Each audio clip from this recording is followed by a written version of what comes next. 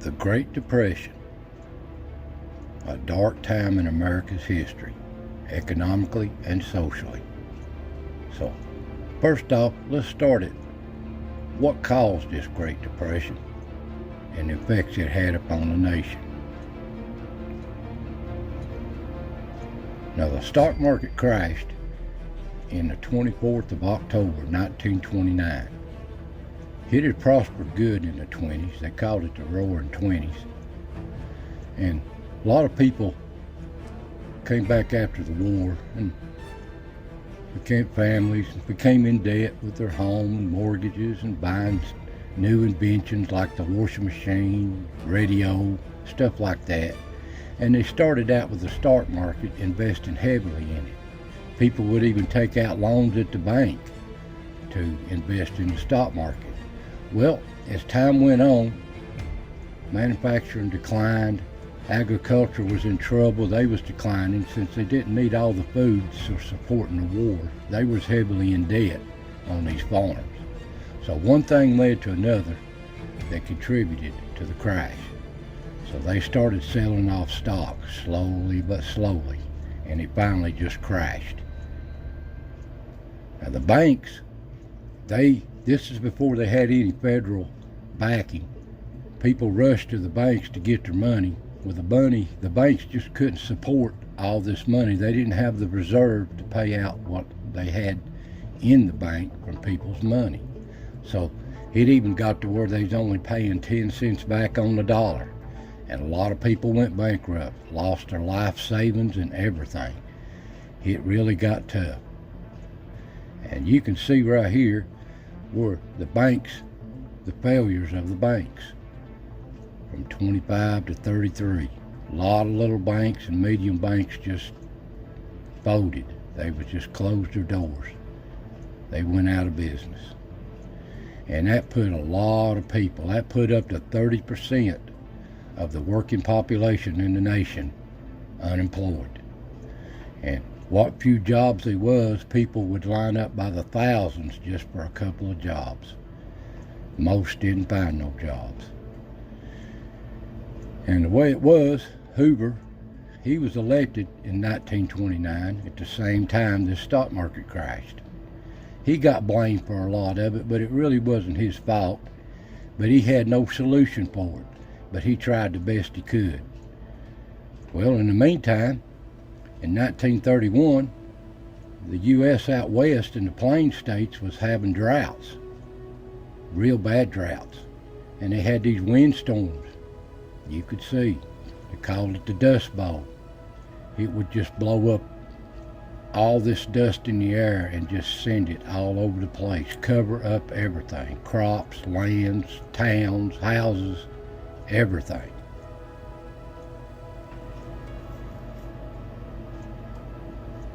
Devastating. I can even remember my grandparents telling me that on some days that dust would carry all the way here to the east, into the southeast, into the mountains, and it would be a real dusty, foggy looking day. And here's the aftermath of what happened after these dust storms out west. It would just cover all the crops, all the land, just unlivable. People would have to put rags around their doors just to cover everything, to keep the dust from coming in the house. It just destroyed the landscape. And that put a lot of people out. So they had to move and look for work and other places to live. It was hard times for a lot of people, very hard times. They'd pack up everything they owned, trying to move off to find work or a place to live, to feed their family. Some lived out of their cars for a long time. It was hard times. Now back here in the mountains, it wasn't so bad. It affected everybody in the nation one way or another. But here in the mountains, people's not used to having any money anyway. And if they're lucky, they lived on a farm. They had a piece of land and they worked it and they raised their own.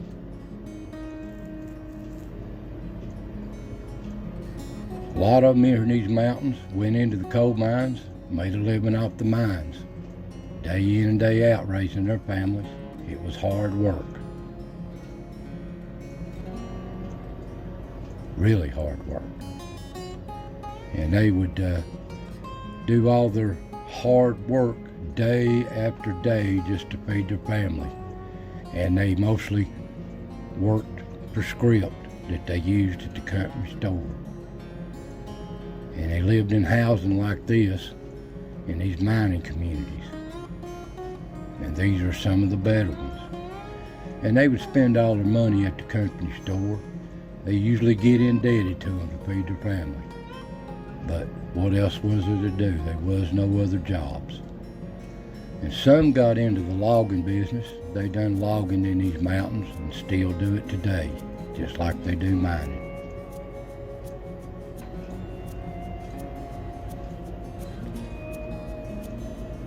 And here's some of the housing of some of the mining camps they lived in. They wasn't the best it was, but it was a roof over your head and a warm place to live. It's better than what they did in these cities. They called them shanty towns or Hoovervilles. They just lived in shacks or anything they could put up to stay out of the weather. It was hard times in these cities. Now back here in the mountains, people had a piece of land, they worked it. They made them a garden and they raised their own food. And you could see the bounty they got. But it was hard work too, but it was a living. And they enjoyed the nature of the bounty of it. And you can see here, they had their corn. None of this stuff went to waste. Good corn, all kinds of potatoes they stored away, raised themselves, and they processed everything. Nothing went to waste. Here's the process of canning, and canning was a big thing in these mountains.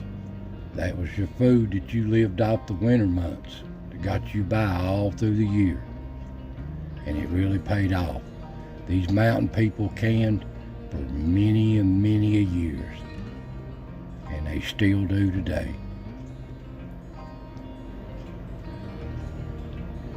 But it beats standing in a line at a soup kitchen just to get a piece of bread and a bowl of soup for the day. Now these people in these mountains, they lived hard, but they didn't go hungry. That's one thing I could say about these mountain people. They were resourceful and they didn't go hungry. They carried their own water. Many a long way, sometimes to a spring. It was a hard life, but nothing like it was in the city. They wasn't used to none of that stuff. They didn't have none of that. But some had it a lot worse in these mountains than others. Some really had it bad.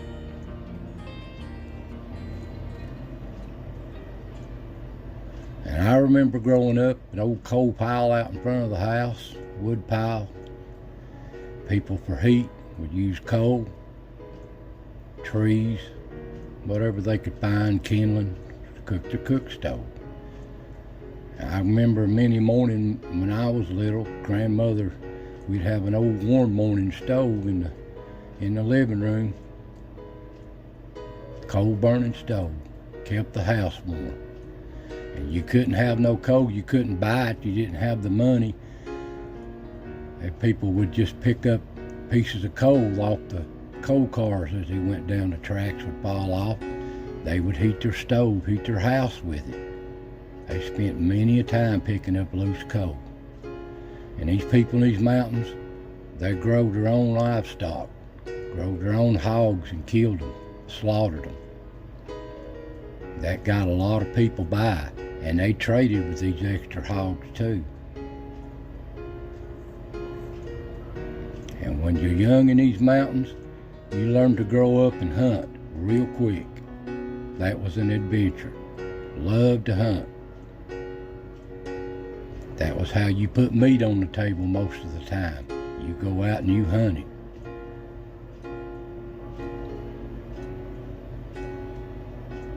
And these people, they was thankful for what they got.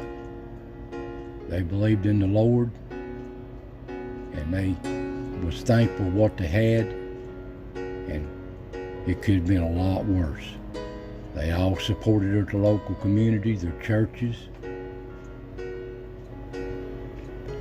Most everybody went to church in these communities. Many people was baptized in these communities in the local creeks. These were God-fearing people. They believed in the Bible. Now these old mountain people, they were pretty resourceful. They made about anything they needed to make. They didn't have no money. They wasn't used to having money, so they made it.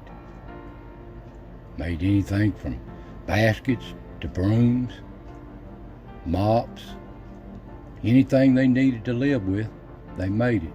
Made their own soap, made their own lard, rendered their own lard off their hogs that they slaughtered, made their own shoes, leather. What they couldn't afford to buy, they made it, or they traded for it. Even had their own blacksmith. They made and repaired all their tools, working around the farm, helping each other and their neighbors out. And what they had extra, they would take it back into the early version of the flea market, and they would trade people for it. Didn't have no money, they would just trade. I'll trade you this for that, and that's what they called trading. And in these old mountains, they made their own entertainment. There was many a good musicians come out of these mountains, many a good ones.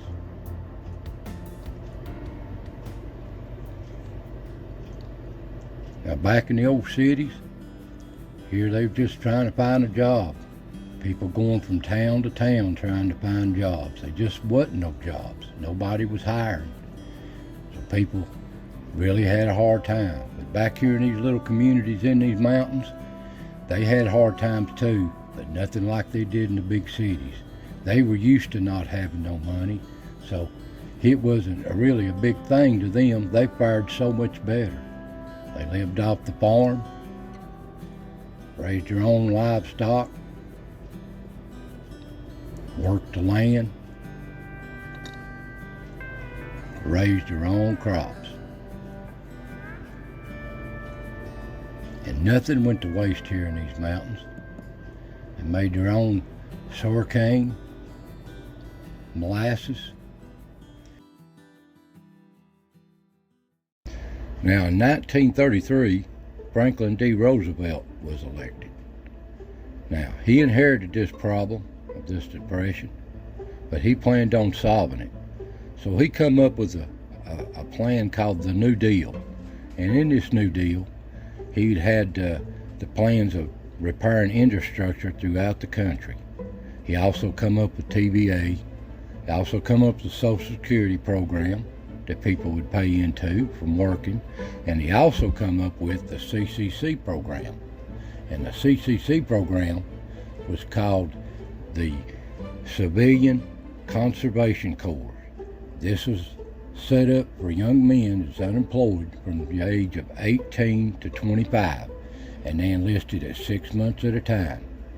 And they would go around the country and they'd set up camps where they would work levees, canals, bridges, help clear land, forestry service, just anything that needed to be done. And when they constructed the dams and stuff, they would help clear the land and the property for the water and the park service, all kinds of resources. Now these old guys, they raised up that they got 250,000 men that worked around the country in all these camps, just repairing the infrastructure of the U.S. And in this TVA plan he set up at the same time, that was to help this flooding problem and to bring electricity to East Tennessee and the mountains. Here's the layout of the dam systems. They planned on stopping all this flooding here, control this water and make electricity by it. throughout the Tennessee Valley. It was called the Tennessee Valley Authority. And they made a lot of dams. But this one here in North Lake, they got together with the people that would be affected by it and started acquiring the land from them just before they started building. And they started on that dam, and they built it within just a couple of years. Didn't take them no time here on the Clinch River. And they had to move a few communities out. One of them was the community of Lewiston. They had to move the whole town. Some say it was dismantled, some say it was just under the water. And they completed this dam in 1936. This is North Dam. This is what it looks like today.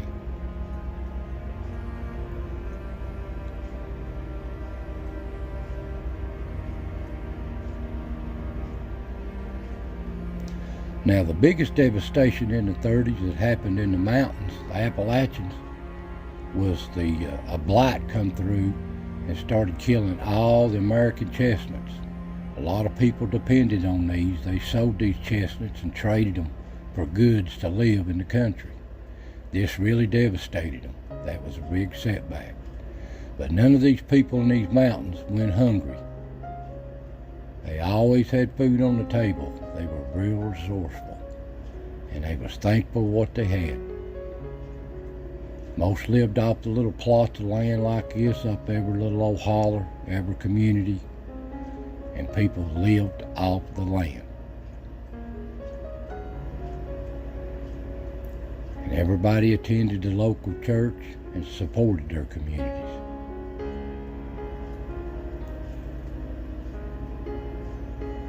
And the communities would get together and work as a team, especially the women. They would have things, household items and quilts for newlyweds and widows and people and orphans. Everybody took care of each other. And they had their own schools. Most little communities did, little old schoolhouses. Everybody went to school.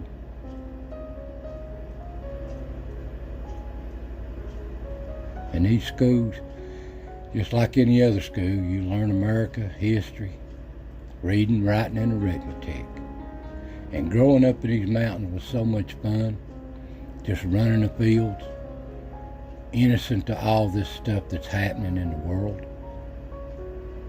And you grew up just being part of it. And it wasn't nothing when you was little. If you had some pennies to go walk down to the community store, everybody had a community store growing up. You'd go down, I'd find pop bottles, I can remember, just to find enough just to trade for a candy bar, a pop, a bag of tater chips. And you could get about anything you wanted at the store. And if you didn't have the money, most of the time the store owners would just trade with you. Whatever you raised off the farm, they would trade with you with what you need, and they'd turn around and sell it to somebody that needed that. Now these old people, there's not many of them left that lived through that Great Depression. I know my grandparents told me a lot about it. They never did trust a bank anymore, though. That's one thing they never would trust. So they learned to live off the land and live off what they had on their farm, or they traded for it, or they made it. Now these people in the mountains, they lived hard. It affected a lot of people, but they didn't have it nothing like they had in the city. As long as they had land to work the land into dirt, they had plenty. Nobody give them nothing. They didn't have much, didn't have no money, but they had a roof over their head, a warm fire, and a family that loved them. What else can you ask for? It sure beat living in these little old shacks in the cities. These people really had a hard time. They really did. And this old depression, it finally slowly came to an end about just before World War II come up, when a lot of jobs come available just making munitions and to support the war effort. This truly was America's greatest generation. The hardships they seen, the history, and the hard times that they endured. So there's not many of them left. So history has a way of repeating itself if people don't pay no attention to the past. But let's hope that never happens again. But anyway, I hope you enjoyed this bit of history of the mountains. And I thank y'all for watching. And I'll see you next time.